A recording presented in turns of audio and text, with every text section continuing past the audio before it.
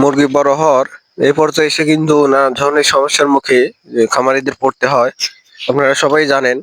তো আজকে একটা সমস্যা সম্পর্কে আপনাদের সাথে বিস্তারিত আলোচনা এবং সরাসরি দেখাই এবং আলোচনা করি। তো সুপ্রিয় দর্শক, অন্তর পোল্ট্রি চ্যানেলের পক্ষ থেকে আমি অন্তর আপনাদের সাথে আছি। আপনারা জানেন যে এই চ্যানেলে পোল্ট্রি সম্পর্কে নানা ধরনের বিস্তারিত আলোচনা হয়ে থাকে। তো ভিডিওটি না টেনে পুরোপুরি দেখুন। আর যারা এখনো সাবস্ক্রাইব করেনি অবশ্যই চ্যানেলটিকে সাবস্ক্রাইব করে রাখুন। আশা করছি সবারই উপকার আসবে। তো চলুন মূল ভিডিওতে যাওয়া যাক। মুরগি যখন বড় হয়ে যায়, মানে 1.5 কেজি থেকে 2 কেজি কাছাকাছি চলে আসে, এই সময়টাতে কিন্তু মুরগি অতিরিক্ত মাত্রায় পানি টানে, মানে পানি অধিক মাত্রায় খায়।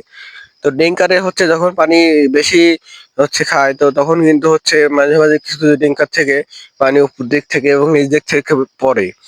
এগুলো অতিরিক্ত মাত্রায় পানি টানার জন্য পানি ঠিক মতো বের হতে পারে না। বের হতে না পারার কারণটা আপনার বারবার যে ওষুধগুলো আমরা ড্রামের মধ্যে ব্যবহার করি ডিঙ্কারে দিলে, তো তখন ওষুধগুলো যাইতে যাইতে একটা শ্যাওলার মতো পড়ে। তো ভিতরে স্প্রিং গুলো এবং একটা পাতি থাকে যেটা রাবারের, সেগুলো কিন্তু পানি সবসময় যাওয়ার কারণে ফুলে থাকে এবং শ্যাওলা পরে বুঝে যায়। এই কারণে বারবার উপর দিক দিয়ে ডিঙ্কারে পানি বের হয়। তো ওইগুলাই আজকে সারতেছি। মূলত এই পাতিটা বের করার পরে সাইডে একটু তাহলে যদি কেটে দিই তাহলে কিন্তু ঠিক হয়ে যাবে আর পানি নর্মালি ভাবে চলবে। তো আপনারা মুরগি দেখতে পাচ্ছেন, মুরগি কিন্তু মোটামুটি বিক্রির উপযোগী হয়ে গেছে। 2-1 মুরগি বিক্রি হবে। তো আপনারা আমি বলছিলাম যে মুরগি বিক্রির পরে কিন্তু আপনাদের সাথে এবারে লাভ লস নিয়ে হিসাব করব এবং এরপরের থেকে কিন্তু আমি খুব ঘন ঘন বা তাড়াতাড়ি মুরগি নেব। তো আপনারা জানেন যে আমি 1400-র মতো মুরগি উঠাইছিলাম। এই চালানে কিন্তু আরো 100 বাচ্চা বেশি নেবো চিন্তা ভাবনা করছি, কারণ শীতের এই সময়টায় মুরগি বেশি না নিলে কিন্তু মুরগি যদি পাতলা থাকে তাহলে কিন্তু ঠান্ডা লাগার এবং নানা ধরনের রোগ ব্যাধি হতে পারে। বিশেষ করে ঠান্ডাটাই মূলত মূল উদ্দেশ্য। ঠান্ডার সময় সবসময় বেশি বেশি নিতে হবে ঘরের মধ্যে গরম রাখার জন্য। তো সেই উদ্দেশ্য করে মুরগি এবার বেশি নেব এবং বোর্ডিং করব। বোর্ডিং এর বিস্তারিত আপনাদের জানাবো আর লাভ লস সম্পর্কে কিছুটা হলেও তুলে ধরবো। তো দেখতে পাচ্ছেন মুরগিগুলো কেমন দরাদরি করতেছে, আর এবার যে সুন্দর সাইজ আছে, আশা করতেছি মুরগির এবার ভালো রেজাল্ট হবে এবং এরপরে থেকে, যেহেতু শীতের সময়, তো এরপরে থেকে রেজাল্ট আরো ভালো হবে আশা করা যাচ্ছে। বিশেষ করে এবার লিটারটা গত 2 চালানের থেকে ভালো রাখতে পারছি। এই কারণে এবার মুরগির সাইজটাও ভালো। আর মুরগির খাওয়া দাঁড়িয়ে তো এমনিতেই বেশি বেশি ছিল, শুরু থেকে অনেক পরিশ্রম করছি সেই কারণে। তো সুপ্রিয় দর্শক, এদিকে ওই দিকে তো সারার পরই এদিকে ডিঙ্কার একটা নষ্ট হয়ে গেছিল। তো দেখুন ডিঙ্কারের মধ্যে কি পরিমাণে ময়লা এবং শ্যাওলা পড়ছে।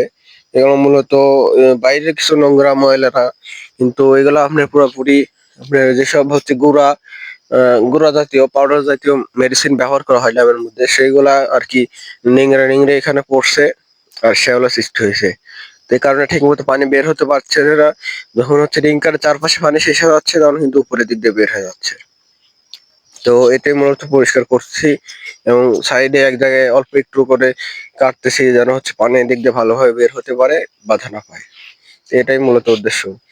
তো সুপ্রিয় দর্শক, আজকে অন্তর্বল চ্যানেলের প্রায় আশা করা যাচ্ছে 100 সাবস্ক্রাইবার পূর্ণ হয়ে যাবে। তো আপনাদের কাছে অবশ্যই রিকোয়েস্ট, যারা সাবস্ক্রাইব করেন নতুন অবশ্যই সাবস্ক্রাইব করে রাখবেন।